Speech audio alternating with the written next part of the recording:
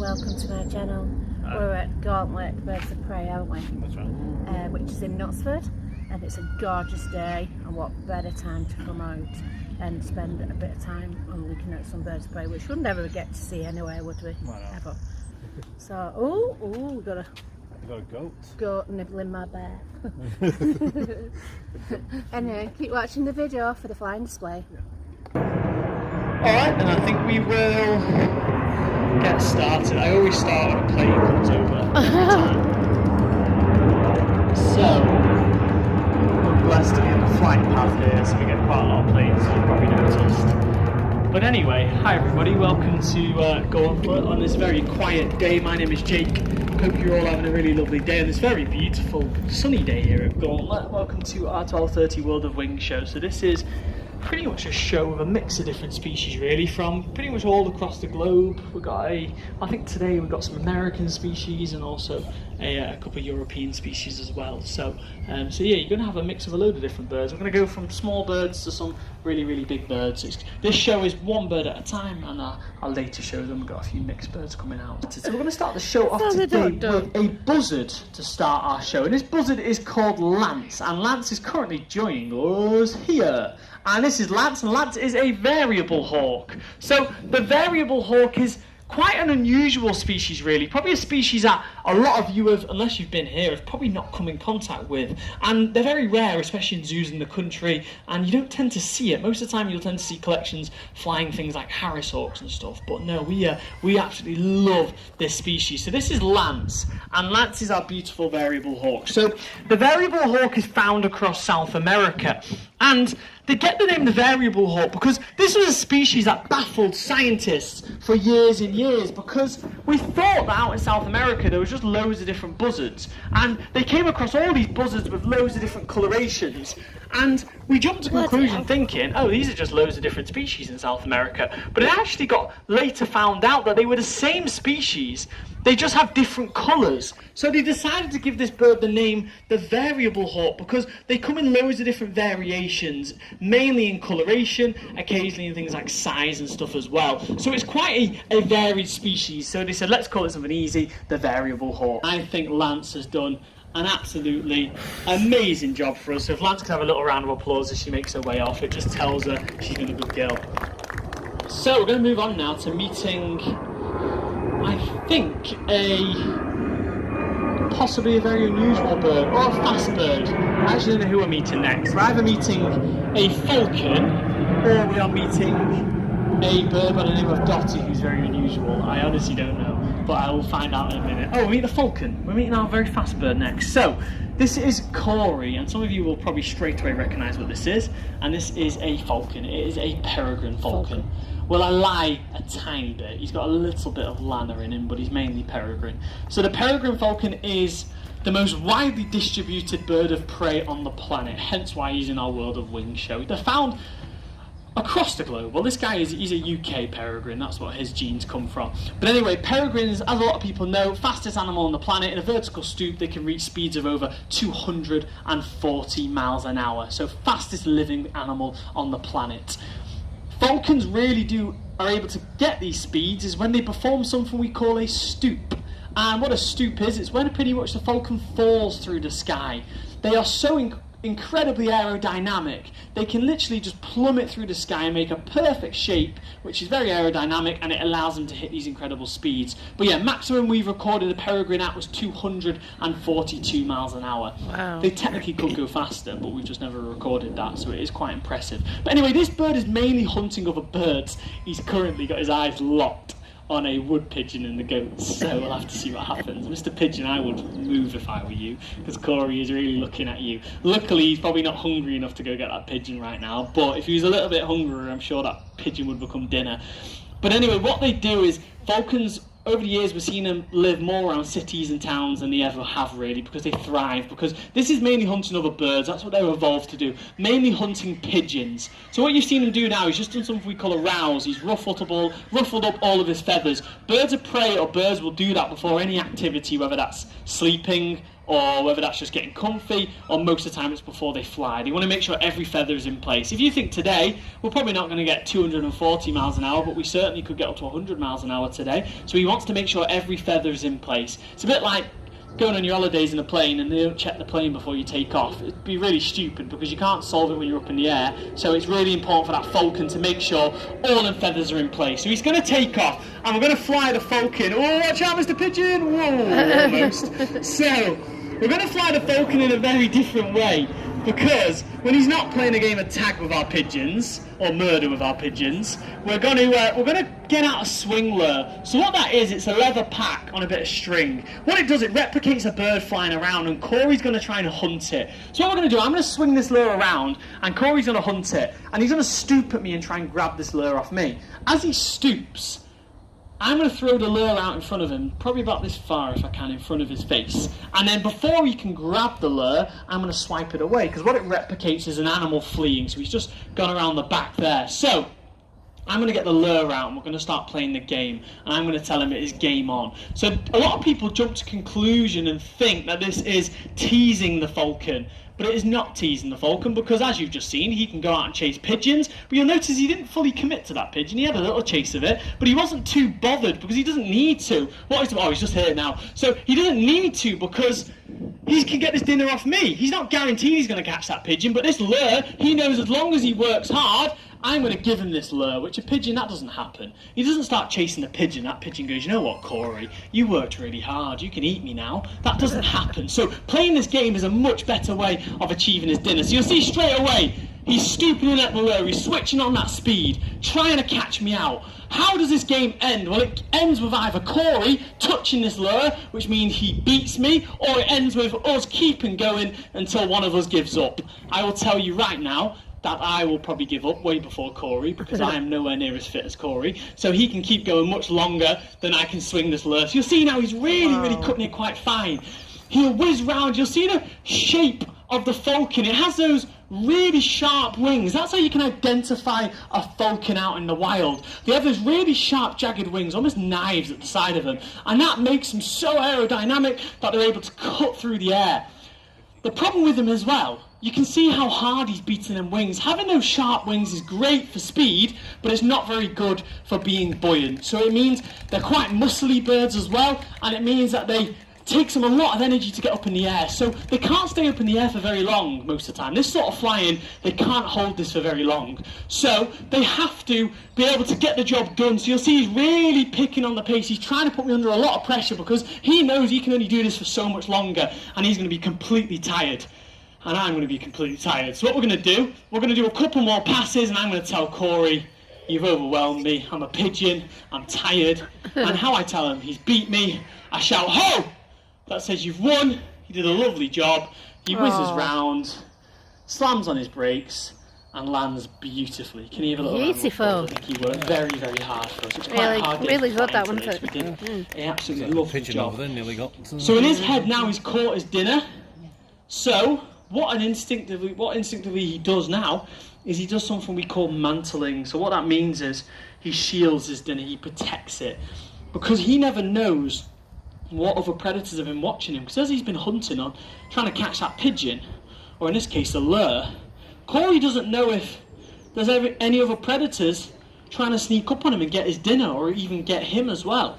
A lot of time eagles will do this. They're very sneaky, and eagles will wait for a falcon to catch its dinner, and then they'll get a 2-for-1 deal. They'll kill the falcon as well as get his dinner as well. So he mantles by wrapping his wings around the food. He fans out his tail, creates a full shield, and he's very, very careful. You'll notice he takes a bite of food, then he looks up for danger.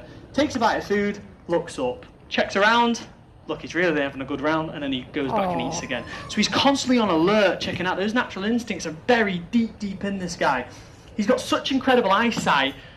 We believe the peregrine falcon has got one of the best eyes out of any bird of prey, and we believe they could see another falcon up to 5 miles away. Wow. That's how amazing his eyesight is, so much better than us humans. So he can see at distance, while we just see a blur, he would be able to make out what it is. So if you were to get a newspaper article, he could read the small print from 2 miles away. Well, he couldn't because he can't read, but if he could read, he could see the small print from 2 miles away. So it's pretty incredible in human terms what these birds are able to do. So even by having a quick glance, he's checking around for predators. It's crazy because we occasionally get the odd wild peregrine, and we had a female come in one day and she was flirting with him, and he just starts making this really weird noise and he didn't want to fly. And we had no idea what it was because obviously we couldn't see it, and a few minutes later we just started to see a peregrine just come out of the clouds. And he'd spotted it, and it was literally 5 miles in the distance, probably more. It's a tiny speck, and he knew it was a falcon from that distance away. It wasn't just an ordinary pigeon or another bird of prey. So it really shows you how amazing those eyes really are. But I think he's done an absolutely lovely job. So if he can have another little clap, that'd be amazing. And we're going to move on now to meeting a very unusual bird. Oh, well, Corey, today he hit 68 miles an hour. We know because he wears a little tracker on his leg which tells us his speed. But anyway, we're going to move on now to meeting this bird. This is Dottie, and Dottie is a very funky red-legged Sarima. So the red-legged Sarima is found in South America. And as you can see, she's pretty cool, isn't she? She's like, I can't describe them. They kind of look like, you'd expect a kid to think of an animal and draw it, and that's what they'd probably think of. And you just wouldn't think it was real, but no, they're just incredible. So the red-legged Sarima is found in South America and parts of Central America as well. And as you can see, she's spending a lot of time on the floor. She can fly, she just chooses not to. Sarimas don't really fly. They only occasionally fly in the wild when they need to escape danger, but they choose to run everywhere. As you can see, they're pretty good on their legs. They can run up to about maximum speed of 35 miles an hour. But they can run 35 miles an hour for a good few miles, for a long distance, quite happily. So they beat any of the long distance runners, no problem at all, in a sprint and even a long distance race. So as well as running and occasionally flying, they can jump very high as well. So they'd also beat all your high jumpers as well. She's way better. So she's able to jump up to around about 16 foot. Go on, you can do that. You're just being lazy. Thank you very much. So very, very high jumpers, because this bird is an omnivore, so she's not just eating other animals, she's also eating fruits, nuts, berries, loads of different stuff. But anyway, this bird is loved out in the wild for a couple of different jobs. Farmers absolutely love the Sarima. The reason they love the Sarima is because of 2 different jobs that she does for the farmer. Number 1 is the animal she likes to catch. So yeah, this is a predator. She is going to be killing other animals. She will hunt things going from rodents to insects, but probably the most famous thing this bird is known for is being a snake killer, because this bird will kill venomous species of snakes. Some of the most venomous species in South America the Sarima has been seen killing, which is great for the farmer, because if you've got loads of livestock, you don't want snakes everywhere. If one of your cows gets bitten by a venomous snake, it's going to kill your cow, it's going to cost you lots of money. You might have kids as well, you might have dogs. So having this bird around, she helps keep snake populations down. So she has a really unusual way she likes to kill the snake, because they never used to classify this as a bird of prey, because she doesn't use her feet to kill a bird of prey.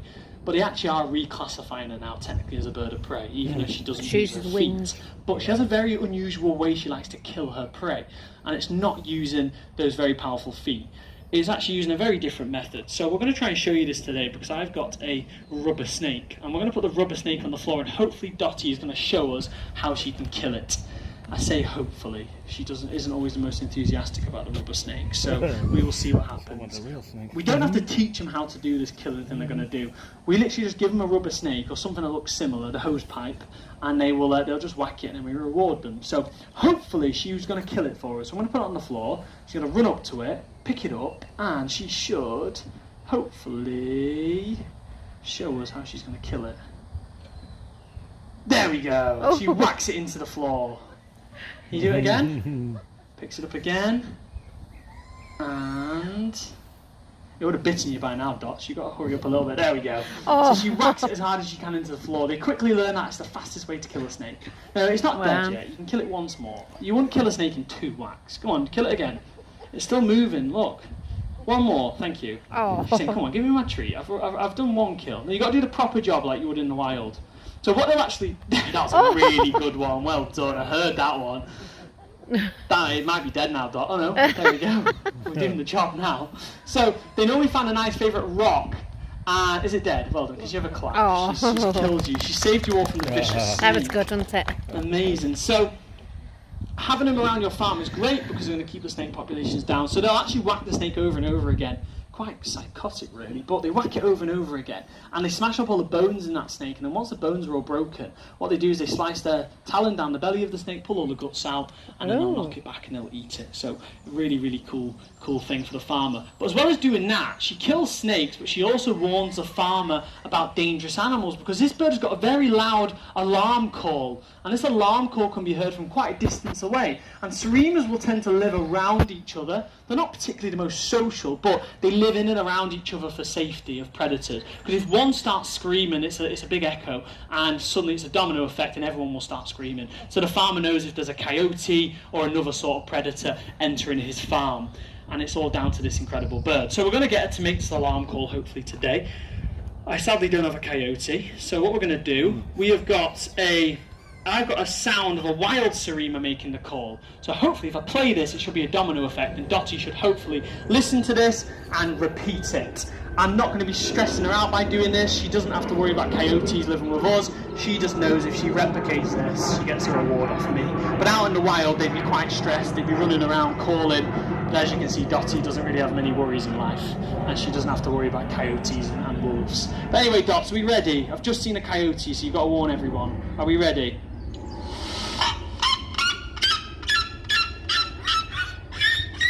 Or can we get one more?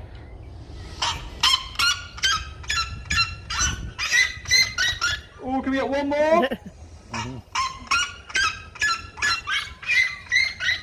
Well done. Can you have a clap? That was really good. Good girl. So, as you can hear, it's really loud. Really, really loud noise. And if they proper get into it as well, you can hear it from a good distance. I've been driving back from Knutsford before, and I've been literally just past the Land Rover garage. I've heard her screaming from that distance away, so it travels a lot more than you think.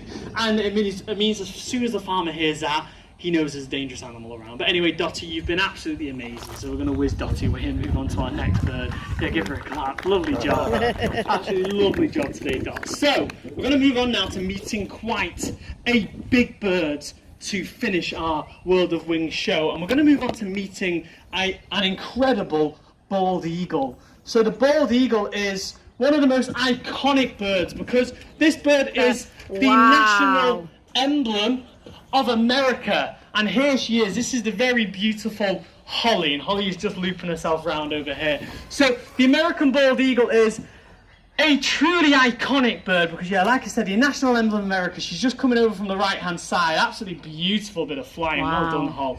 So this was a bird that sadly hasn't always been doing very well. They actually had a massive point in history where the bald eagle sadly almost got, well, pretty much did get completely persecuted and killed out of the States. And then through protection and everything like that, the bald eagle is now doing incredibly well. She's just coming over to this hedge now. Absolutely gorgeous. You are showing off, missus. Lovely bit of flying. So the bald eagle is a fish-eating eagle, so what they'll do, they'll snatch fish off the top of the water. As you can see with Holly, she's a mature eagle. She's coming up to 16 years of age, so she has this beautiful white head and that white tail. So that is very important when you're hunting fish. The reason for that is because the fish can't see Holly coming, because she blends in with the clouds. So her head and tail are breaking up by the clouds, and pretty much to a fish, she just looks like a flapping pair of wings. The fish don't realise that a flapping pair of wings is dangerous, so they don't swim down any deeper, and it means that the bald eagles can literally snatch them off the top of the water. Unlike something like a kingfisher or an osprey, Holly here can't actually dive into the water because she'd get too waterlogged, and a lot of times she'd drown. So she just wants to literally dunk her feet in the water and snatch the fish off the top. So having that white on her body means she's nice and camouflaged from the fish. But as well as being a fish-eating bird, the bald eagle is a massive scavenger. I always say they're pretty rubbish at being an eagle, but they're very good at being a vulture. They will scavenge the majority of their food they're going to be hunting, because they're very lazy. Being a bird of prey, birds of prey are some of the laziest animals you'll ever meet, and they'll spend the majority of their days sat in trees because they simply don't want to fly because it's too much effort. So by scavenging it, it means that this bird can eat a load of food off a dead carcass, and then it means it'll keep her going for a couple of days instead of going off and trying to find her own dinner. By just eating a carcass, it is way easier for them. But it's not always been very smooth sailing for the bald eagle, because the bald eagle had a massive point in history where it pretty much got killed out of the States. It got killed out is because Benjamin Franklin decided to make the bald eagle the national emblem of America. He wasn't straight away going to pick the bald eagle, because he said the bald eagles had a bit of a reputation. They were known for being very loud, very out there, and also being a bit of a bully as well. And he said apparently, I'm not saying anything, but apparently that wouldn't represent America in the right way. So he actually wasn't going to pick the bald eagle, but through consideration he must have thought it was quite fitting, and he decided to pick the bald eagle. So now the bald eagle is on all the American insignia, and it really does, whenever you think of the states, I personally do think of the bald eagle. But he gave them all his status of being America's national emblem, but he didn't give them any protection. It's a bit like making someone incredibly famous and giving them no security. It's a pretty stupid thing to do. And what happened was, people wanted bald eagles stuffed in their houses. People wanted to kill them because they wanted the national emblem in their house to tell everyone they were proud to be American. And also a big problem was pesticides were being used. Some pesticides were highly toxic to bald eagles, and it pretty much obliterated through the population, where bald eagles went down as low as about 150 birds left across America, so they literally almost went extinct. And then they got given loads of protection. They decided to give the bald eagle the ultimate protection because it was America's national emblem and it was being killed out. So they gave it so much protection. Now the American bald eagle has got more protection than the American citizen. If you get caught killing one of these, it depends which state you're in, but you can get a lot of time a pretty hefty prison sentence. In some states it is so strict, if you get caught literally with a bald eagle's feather in your car, for example you went on a walk in your local park, you found a feather which a bald eagle had molted, if you were to pick that feather up, and if you get caught with that feather, if you don't have the right paperwork, that is a federal offence. You can get in a lot of trouble with that. So if any of you ever do go to the States, don't try and bring a feather home. It'd be a really stupid thing to do. So it means now the bald eagle is doing incredibly well, and there is actually well over 250,000 bald eagles across the States, and there is actually a really good population also in Canada as well. So they have literally come from the brink of extinction. I've got to say, America really done the right thing with these, because they've proved to the rest of the world that if you put a bit of conservation into an animal, you can literally bring it back from the brink of extinction. It's a massive lesson to be learnt, that, because if you make rules strict enough and heavy fines and sometimes even prison, people don't want to do anything to animals. It's a fact. They don't want to risk it. But here in the UK, we don't have as strict the rules. And most of the time, they kill a bird of prey, you get a bit of community service and a bit of a fine, and that's pretty much it. And it means that a lot of people will go about still killing birds of prey that are protected and don't really care about the consequences. So we do need to become stricter, and it does show you that the bald eagle is a proof that conservation and education massively works, and we really could help. This could help with a lot of other animals which we're sadly losing quite rapidly out in the wild. But I think that's a serious comeback from going from 150 birds to now over 250,000 birds. It is quite an impressive thing, and America really have done an amazing job with the bald eagle.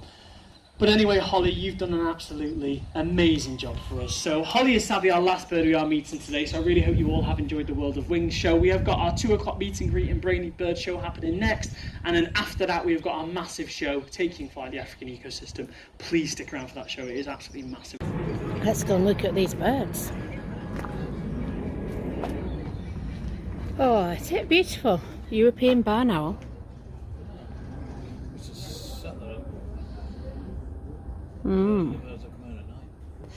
They are, aren't they?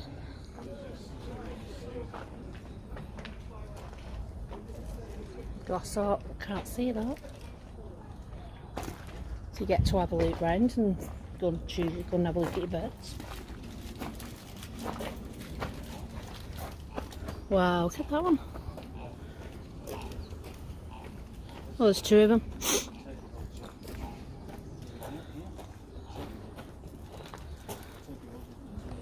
Yeah. It's having a sunbathe.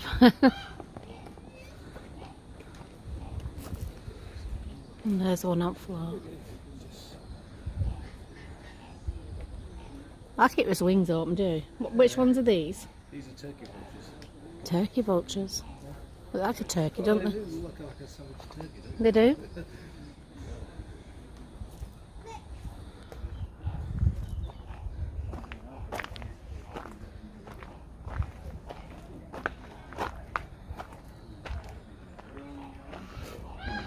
Found in the US and Canada, diet, carry-on and food waste.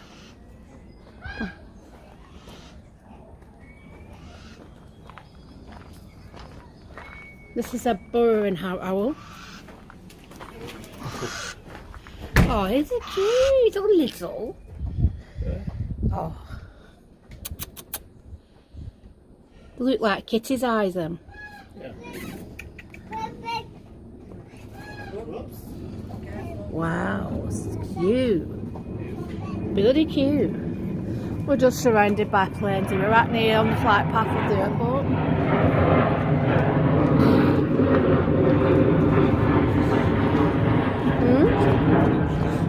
So we can hear the planes. Whoa, look at these two.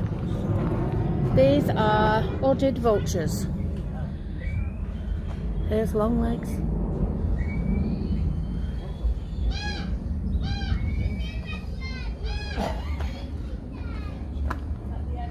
And a white stork.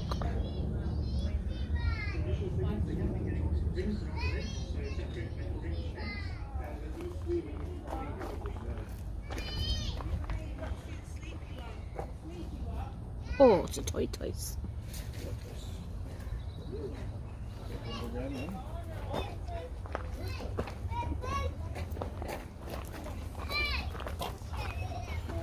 Oh, it's two of them. Here's Gary showing his wingspan, which is absolutely nowhere near a vulture. Which just shows how majestic the birds are. Very good. Your arms are even shorter. Yeah. Oh, I'm shorter.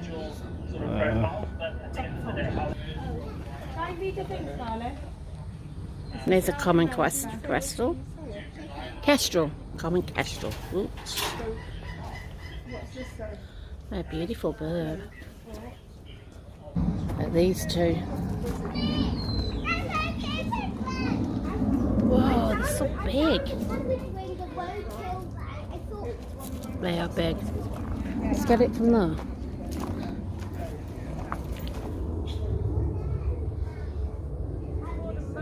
Wow. American kestrel. Beautiful birds. Look at these two. Wow, they're cute.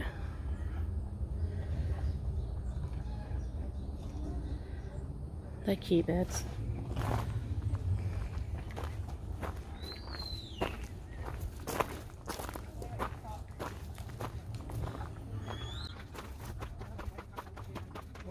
Oh, yeah.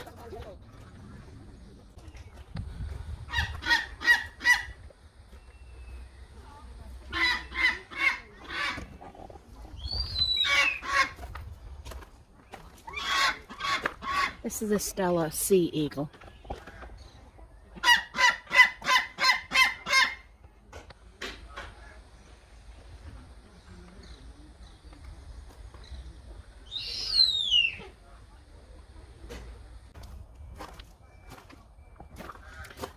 Milky eagle owl here.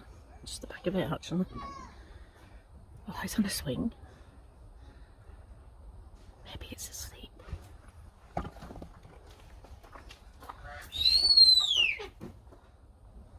Oh, there you go.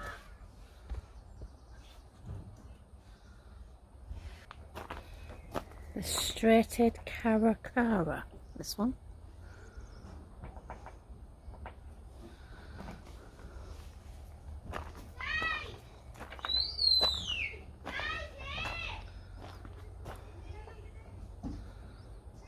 Maybe this is the bald eagle, I think.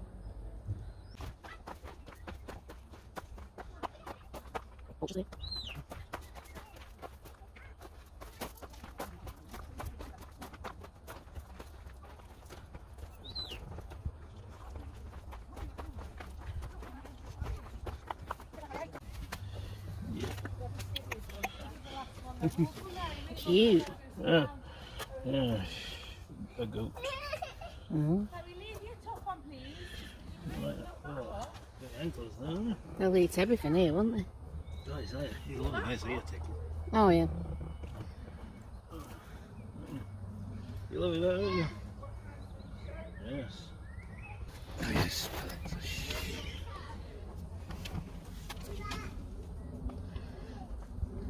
Very nice, isn't it? You beautiful.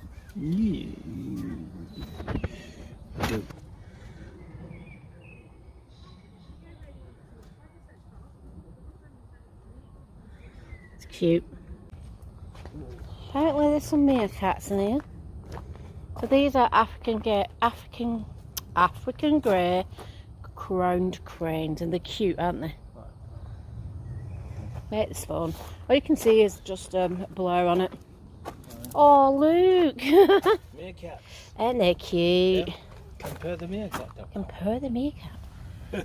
There's quite a few of them in, mate. Yeah. That looks like a baby. Mm-hmm. That's a baby.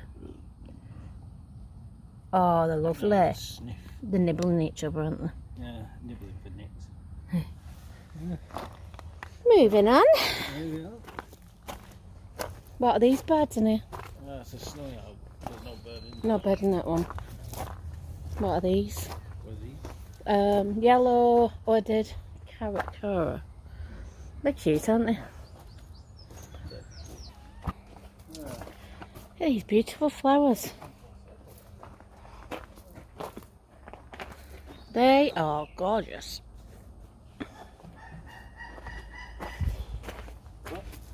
Look at that. Oh my god, it's new creator. Whoa, look at that, people. Woohoo!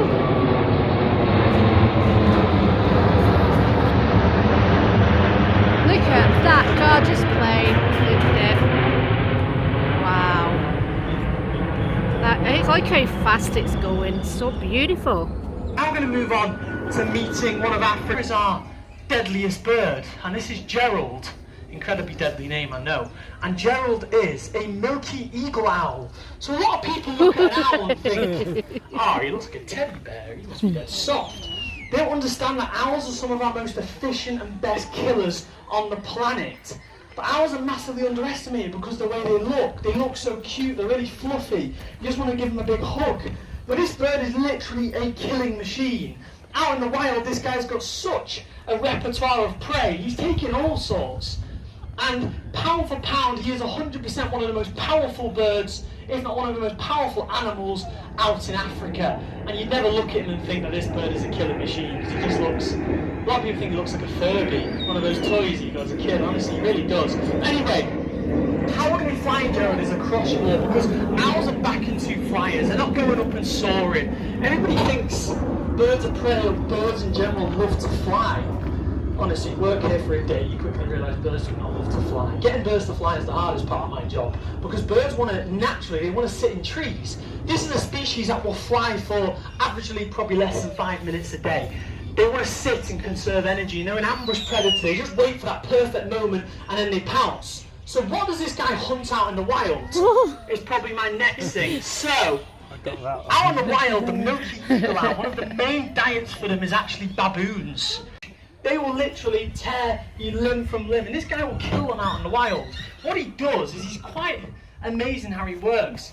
Gerald, can we concentrate? Oi! What are you looking at? So Gerald is quite easily distracted. The thing is with owls is that people don't realise is they're a little bit thick. People think of owls being very wise, but they're sadly not. It's because they've got a very small head. He's made up of mostly feathers, about over 3,500. So he's got loads and loads of feathers, he's only got a really small little head. And he's got massive eyes. His eyes take up well over 2/3 of his skull space. So if you imagine you've got a tiny head and you've got massive eyes, you've not got much space for a brain, so they've only got a little pea brain, so they're not very clever, bless him. But he doesn't need to be clever because he relies completely on his instincts. He's incredible how this bird works. For example, even though Gerald has lived with me since he was a tiny little baby, he was completely bred in captivity. He's never been out in the wild. If I really wanted to, I could take him out to Africa and release him, and I guarantee he would survive. Within about 24 hours, he could return to a wild state. Even though he's never lived out in the wild, he could return that quickly. If you were to do that with a lion, for example, if you had a little lion cub and you reared it around you, and you had it in captivity, if you tried to release it, more than likely it would die. Its instincts aren't strong enough. It has to get taught how to hunt. Gerald doesn't need to be taught because his instincts are so strong.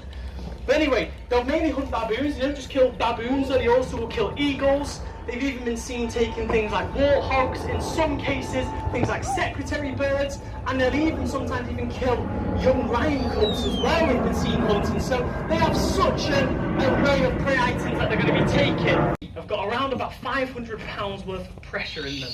If you compare that to our jaw's got about 60 pounds. He's got 500 at the end of them talons, so he can literally shatter bone. That's how strong those feet are. Anyway, dinner time now. So, if you don't want to see anything gory, I won't look at this bit, but anyway, sadly I've run out of baboons, so I'm going to have to look at my next best thing. So I've got a bit of chicken. Again, if you don't want to see chicken, I don't want to upset anyone, I just want to teach you all that he doesn't eat chicken nuggets and chips, he's eating fluffy dead things. He's going to have a little day-old chick. We feed chicks to the birds because they're not wanted, because they're a byproduct. Sadly, if you eat chicken, you eat eggs. It is sadly your fault, I hate to break it to you. The males have got no use for the farmers, so they kill them at a day old. So there's a full little chick, full boy. Give it to Gerald. Gulps it down in one go. Do you fancy a bit of salmon? You're quite posh, aren't you? He's a Cheshire owl, this one, so he has a bit of salmon as well. Look at that. Anyway, oh, you love your salmon. You almost dived off my glove for that. Let's see, will you gulp that down in one go? Straight down in one go. Can you have a round of applause? I think you did a lovely job. Dinner. She actually has another favourite game she likes to play. She likes to play a game of tag with our local pigeons. The pigeons tend to call it murder, but she absolutely loves playing that game. But she plays the lure because it's a much easier way of getting your dinner, because as long as she works hard, I give her the lure. Well, more to the point because I was shattered, but she gets the lure at the end of it. That doesn't happen out in the wild because you have to work really hard and you don't always achieve your dinner. So these are quite incredible because he actually hunts in pairs. If you have a pair of falcons, normally the male is always smaller, about a third smaller than the females, because birds of prey, females are bigger. And the male, what he'll do, he'll actually chase prey out of the undergrowth and he'll chase prey down low. And as the prey goes to escape, the female will be waiting above the prey and she'll go and she'll whack it out of the sky. So it's a perfect little hunting duo that the male and the female will have. But I think she does an absolutely lovely job, so if she can have a clap, she makes it work out cool.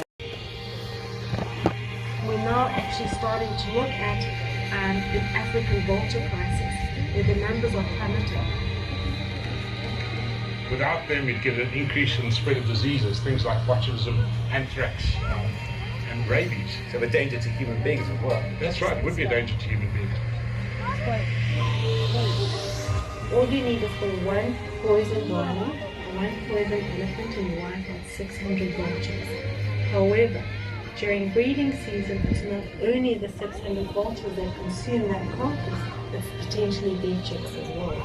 So you're looking at 1,200 birds. Take away the vulture, the ecosystem begins to crumble. So let's show you why it matters.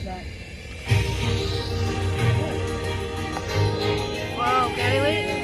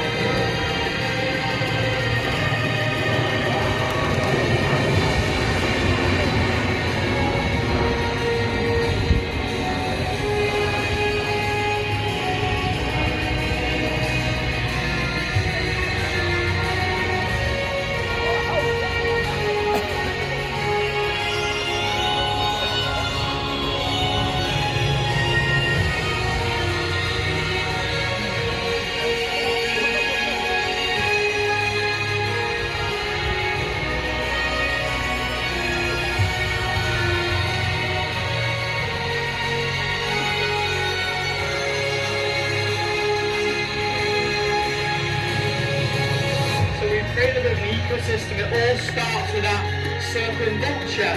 The vulture joins the feeding and you're quickly joined by every single one of these scavengery and also predatory birds, as well as kites will feed off the insects, leaving the carcass. So will the storks. The marabou stork, one of the largest scavenging birds, will always be found alongside that vulture because they follow the vulture to get themselves a feed. The egrets, everything ties really closely together. We've not created anything new here. This literally happens every single day across Africa. But the problem is, if you lose one little thing out of this ecosystem, the whole thing will sadly crumble and collapse. So without your help, we really can't save this. So if you do want to help us in any way, tell 5 people vultures are endangered. You're doing more good than you think you're doing. If you want to go a step further, if you can't spare a pound for a wristband, it all goes to a really good cause and trying to save this across Africa. But anyway, on that note, I really hope you all have enjoyed the show, The Birds Bottom for you, and please come back and see us. Thanks a lot. That's the end of my video at Gauntlet Birds of Prey Sanctuary. What a fabulous display of birds. Oh, it's amazing. So if you're on to an afternoon out, come down here. It's in Knutsford. £15.50 entrance, and you will be well treated to lots of birds. Well, there's lots of birds flying past. And you also come look at all the birds that are stored here. Well, not stored here, but they live here. Well, they live here. They live here. Yeah. So, if you like my video, please like and subscribe, and see you soon. Bye bye.